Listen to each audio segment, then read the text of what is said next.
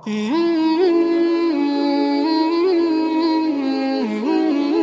بات توجہ سننا.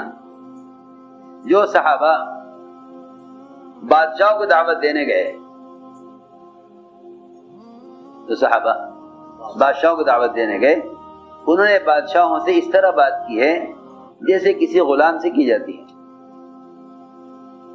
جیسے کسی، یہ سوچ کر نہیں کہ یہ بادشاہ ہے، ایسے بات کی جیسے کسی غلام سے کی جاتی ہے. یہ ہے وہ غیبی مدد کہ آپ نے فرمایا اللہ نے میری مدد رعب سے کی ہے.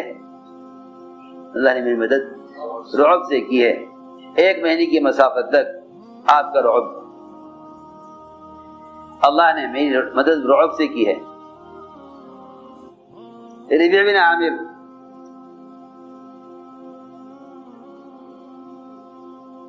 انہوں نے بادشاہ سے ملاقات کے لیے، اس کو دعوت دینے کے لیے سفر کیا. لوگوں نے کہا بادشاہ کے کہ بادشاہ سلامت تو آپ کو براہ راست نہیں مل سکتے، آپ ہمیں بتلائیے، ہم آپ کا پیغام بادشاہ تک پہنچا دیں گے. میری بات توجہ سننا، کسی ذریعے سے پیغام پہنچانا دعوت نہیں ہے. کسی ذریعے سے پیغام پہنچانا دعوت نہیں ہے. تنظیمیں تو ہو سکتی ہیں، دعوت نہیں ہے. دعوت تو خود جا کر دعوت دینا ہے. یہی وجہ ہے کسریٰ کو دعوت دینے گئے، کسریٰ کے لوگوں نے کہا کہ آپ کا پیغام ہم پہنچا دیں گے. شجاع بن وہب نے کہا نہیں، ہم آپ کے ذریعے پیغام نہیں بھیجیں گے، ہم بادشاہ سے خود بات کریں گے. ربیع بن عامر سے کہا کہ بادشاہ سے آپ بات نہیں کر سکتے، ہمیں بتائیے، ہم بادشاہ کو آپ کا پیغام پہنچائیں گے. فرمایا نہیں، ہم بادشاہ سے خود بات کریں گے، ہم بادشاہ سے خود بات کریں گے. بادشاہ سے کہا جی وہ تو کہتے ہیں نہیں، ہم خود ملیں گے. بادشاہ نے کہا اس کو آنے دو، لیکن اپنی سواری پر نہیں آئیں گے، اپنی سواری بادشاہ کے شہر سے باہر رکھیں. کہ نہیں، یہ نہیں ہوگا، ہم اپنی سواری پر آئیں گے. سنو غور سے بات، ہم اپنی سواری سے آئیں گے. کیا بات ہے؟ بات یہ ہے کہ اگر ہم تمہارے معاشرے کی وجہ سے، اگر ہم تمہارے معاشرے کی وجہ سے اپنی سواری کو بھی بدل دیں جس سے تمہارے دل میں تاثر پیدا ہو، تو پھر ہماری دعوت بے اثر ہو جائے گی، ہماری دعوت بے اثر ہو جائے گی. سننا توجہ سے بات. اس زمانے کے اناڑی مسلمانوں کا خیال یہ ہے کہ تھوڑے سے طریقے غیروں کی اختیار کرو تاکہ وہ تمہیں اپنے جیسا سمجھ کر تم سے ملنا پسند کریں، تم سے ملنا پسند کریں. اگر تم ہو گئے ٹھیٹ ملا اور تم ہوئے سر سے لے کے پیر تک سنت سے مزین، تو وہ سمجھیں گے بھائی یہ تو کوئی بہت ہی دوسری قسم کی مخلوق ہے، ان سے ملنا ہمارے بس کی بات نہیں ہے. اس زمانے کے بے عقل مسلمانوں کا خیال یہ ہے کہ کچھ طریقے غیروں کے اختیار کرو تاکہ وہ تم سے مانوس ہو کر تم سے بات کریں. ہاں تم سے، جی ہاں، یہ الٹی سوچ ہے. ربیع بن عامر سواری بدلنے پر تیار نہ ہو کہ نہیں، ہم اپنے ٹٹو پر جائیں گے بادشاہ تک.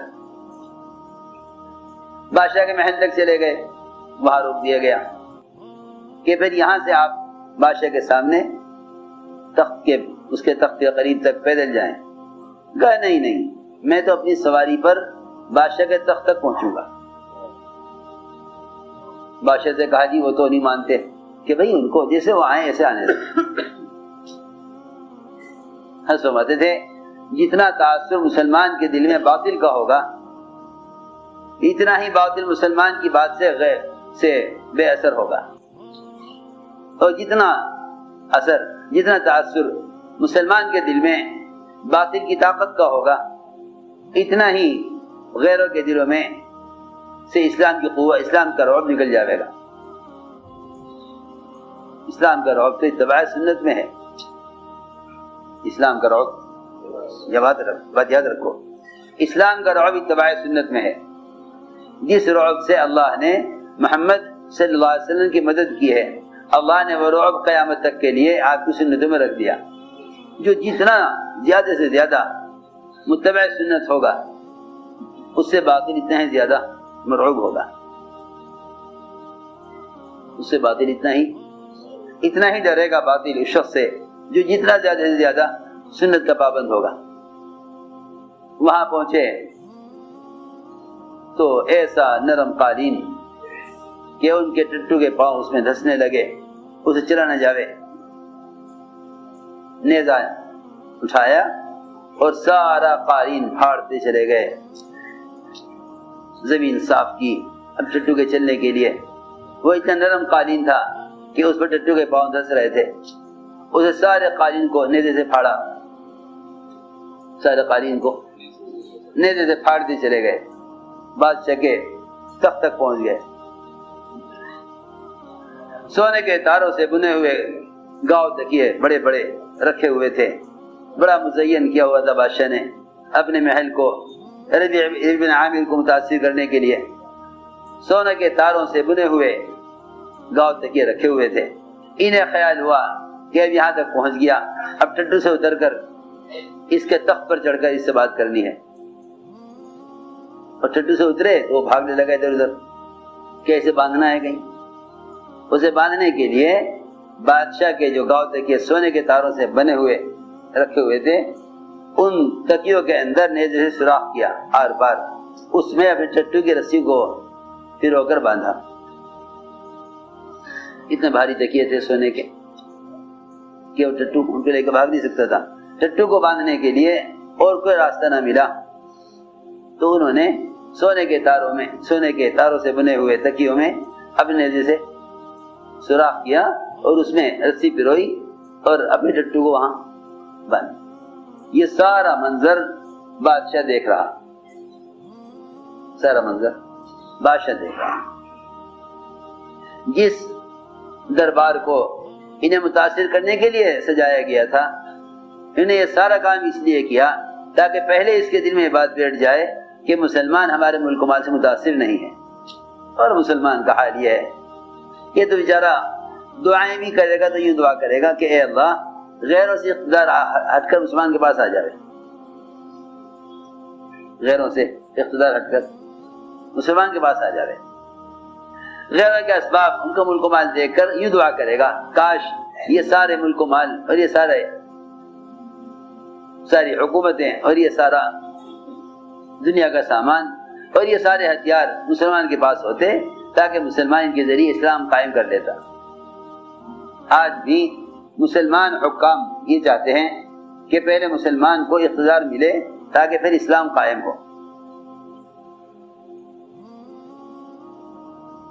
کیونکہ بات یہ ہے کہ جو مسلمان غیروں کے ملک و مال کے طالب ہوتے ہیں، جو مسلمان غیروں کے ملک و مال کے طالب ہوتے ہیں، انہیں غیروں کے سامنے دب کر رہنا پڑے گا. اور جو مسلمان غیروں کے ملک و مال سے متاثر نہیں ہوتے، وہ ان کی ہدایت چاہتے ہیں، اللہ تعالیٰ ایسے مسلمانوں کو غیروں پر غالب کر دیتے ہیں.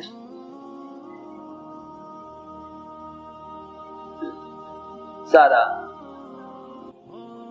کچھ کر کے ربیع بن عامر سے کہا بادشاہ نے کہ بتاؤ کیا بات ہے.